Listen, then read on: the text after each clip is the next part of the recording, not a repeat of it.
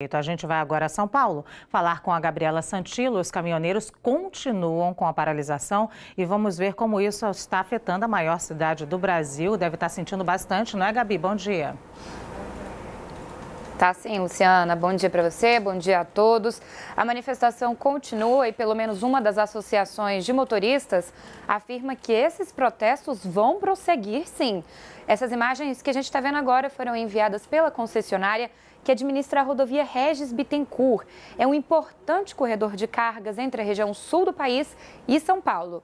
O objetivo da Associação Brasileira de Caminhoneiros é a eliminação da cobrança do PIS/COFINS até o fim deste ano. Foi isso que disse o presidente da associação, José da Fonseca Lopes.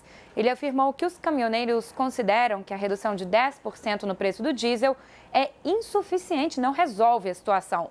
Falando um pouco sobre a situação aqui de São Paulo, ontem o Sindicato das Empresas de Ônibus Urbanos da capital paulista afirmou que a circulação poderia ser afetada em até 40% do total de ônibus.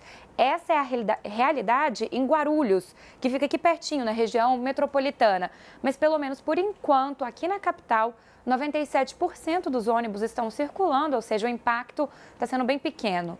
De toda forma, o rodízio de veículos foi suspenso.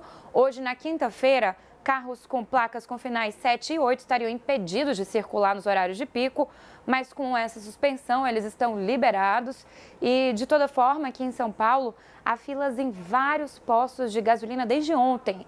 Hoje mesmo, a caminho aqui da TV Brasil, muita gente pode ver aí, pode relatar filas em alguns locais, pessoal com medo de ficar sem combustível. Essas filas começaram a ser formadas ontem à tarde e aumentaram no começo da noite de ontem. Essas imagens que a gente vê agora foram divulgadas nas redes sociais. Filas como essas foram registradas também em outras cidades, em várias partes do país. Há registros de postos que já estavam sem combustíveis em estados como Pernambuco, Santa Catarina e aqui em São Paulo também. Ou seja, uma situação que já tem reflexos em muitas partes do país. Enquanto isso, a Polícia Rodoviária Federal anunciou que vai multar motoristas que usarem os veículos para interromper ou atrapalhar a circulação nas rodovias federais. Quem fizer esse tipo de bloqueio pode ser multado em quase R$6 mil. E em estradas de várias partes do Brasil, entidades têm solicitado à Justiça a liberação de rodovias, como já aconteceu no Distrito Federal e na região de Campinas, que é no interior de São Paulo. Mas, por exemplo, aqui em São Paulo, na região de Embu, a rodovia Regis Bittencourt está parada. E a Anchieta e a Imigrantes também têm pontos de bloqueio e trânsito pesado já pela manhã. Com a paralisação, o lugar aqui em São Paulo começou a sentir já os impactos é a CEAGESP, que faz a distribuição de alimentos. O Eduardo Goulart de Andrade está por lá e traz mais informações para a gente. Edu? Bom dia, Gabi. Bom dia a todos. A CEAGESP é o maior centro de distribuição atacadista do Brasil e o terceiro maior do mundo. E essa greve dos caminhoneiros já impacta, sim, a distribuição de alimentos aqui. Agora, nesse exato momento, notícia fresquinha, trabalhadores se reúnem ali para definir se a CEAGESP vai abrir as portas amanhã. Isso porque, como não está chegando alimentos como normalmente chega aqui, eles estão reunidos para decidir se amanhã a CEAGESP vai abrir as portas. 8 entidades representam os trabalhadores aqui da CEAGESP. 6 são contrárias ao fechamento das portas aqui da CEAGESP. Eles querem que a CEAGESP funcione normalmente amanhã e 2 entidades querem o fechamento. Agora, essas 8 entidades são a favor da paralisação dos motoristas, dos caminhoneiros. Eles são a favor desse movimento grevista.